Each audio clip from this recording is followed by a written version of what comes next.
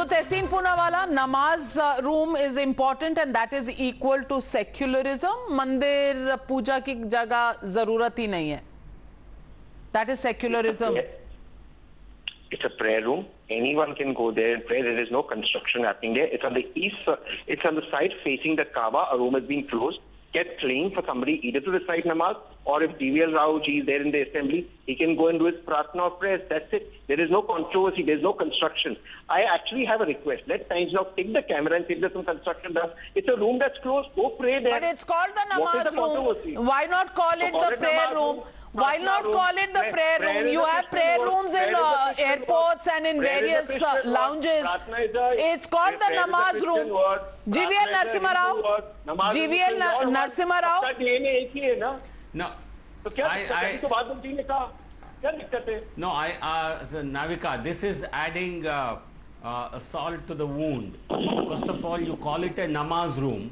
You issue a government issues or the assembly secretariat issues a circular, and now on top of it you can say other people of other faiths also can go there.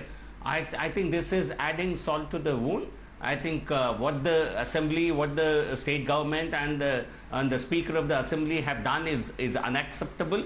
I think this will become a bad precedent, and there will be competition among other so-called secular governments to indulge in similar competitive appeasement. I think this is what we debated in the earlier section.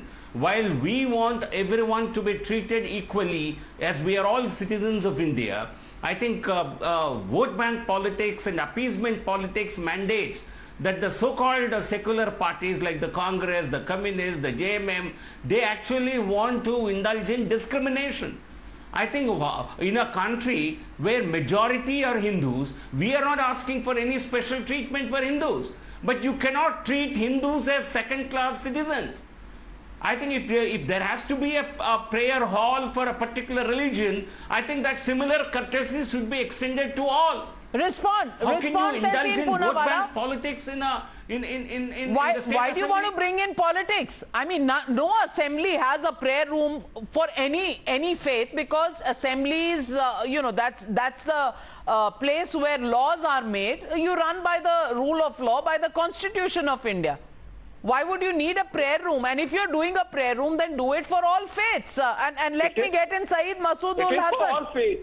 It is absolutely for all faiths. Please, anyone. The notification doesn't say so, but no, absolutely no. It is called it's 1 minute.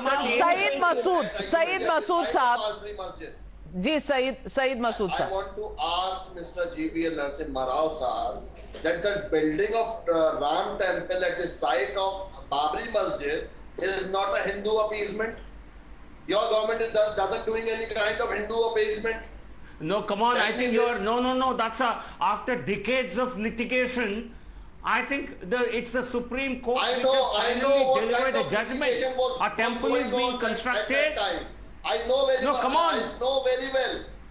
I know it very well. What was going on? No. Are you passing judgments on the judgment of the court? In the recent past, your government in Uttar Pradesh remove a masjid from the premises of Tehsil in Barabanki. I want to get in. I want to get in Ishkaran Bhandari. Ishkaran Bhandari, the Ram temple is built after a Supreme Court verdict. That is now being compared to the Namaz Room in the Jharkhand Assembly. How fair is this comparison? Navika, the problem is we are arguing with people who just read one book and do not read the Constitution of India. So they do not understand what is Supreme Court. So how do we argue with people who read one book and not the Constitution of India? Anyways, on to the serious aspect of it. Secularism has been perverted so much. Secularism has been...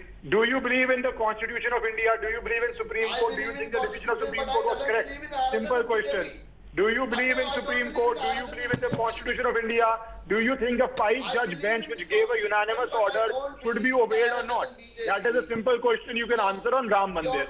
But you will not answer that. Do you think the Supreme Court has the power to decide who has the right? The Supreme Court has the power to decide it. The Supreme Court does a decision and government has to act it and order it. So how is that Hindu appeasement by BJP in that? They were following a Supreme Court order. That is why I say, please read the Constitution and come on debate. We would have a better debate then. But anyways, on to this secularism and perversion of secularism that is being done.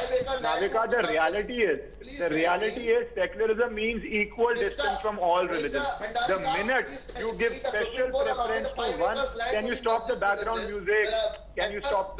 Let me speak on the debate at hand, not Ram Mandir. You have already lost that. You have already lost that. And I'm very sure you will lose in Kashi also. And you will lose in Mathura also. Because all those decisions will also come in the favor. So why are you jumping so much? Wait for other cases, decisions to come, and then you can start jumping. You will have enough things to jump.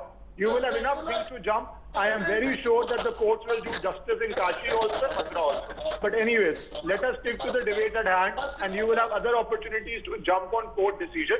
We, the law-abiding citizens of this country, obey the court orders. Please start doing that also to be good for the country. Navika, on the... you will again want to interrupt. Hold your fire. As I'm saying, you will have other opportunities to do it. I am very certain justice will happen. I am very certain that Aurangzeb's Farman will be overturned by the legal process of the country. So all that will happen. Don't burst the blood vessel. Don't get your BP up. Wait for it. It will happen in due course. There are petitions pending in the court, and we will win those cases also. Anyways, Navika, if we come back to this Jharkhand, whatever has happened, that is an absolute perversion of secularism. Secularism means you treat every religion equally. If they had to do it, absolutely. If they do it, they should do it equally. Tehseen Poonawala, I want to ask you this, and this is a very serious question. You know, you can't have a namaz room and completely ignore other religions. Either not have it or have it for all of them. Is that too much to ask, or is this your version of secularism preached by Rahul Gandhi? There is no construction. It's a room that is facing That is called the namaz room. It can be called a prayer room. It can be called. But that's not what they've called. It was a Hanuman Chalisa room also. No. Let there be. Call it Hanuman Chalisa room. Who's stopping you from calling it? Let there be five rooms allotted for reciting Hanuman While I'm in Chalisa. atheist, I would love to be there with you. While a fellow citizen recites Namaz, you should recite the Hanuman Chalisa. Nothing wrong. That is the unity of India. I have just one question to you, the viewer tonight. I just want to ask you, does hurting one faith actually be called equal to secularism? Why is it that we've made it that? Secularism means treat everybody equally. It's as simple as that. Why does it have to become appeasement? Why does it have to be pandering to a certain section, ignoring the others, and then also self-certification of secularism on that? It's a question we as citizens of India need to ask. If there is a namaz room, what about other religions?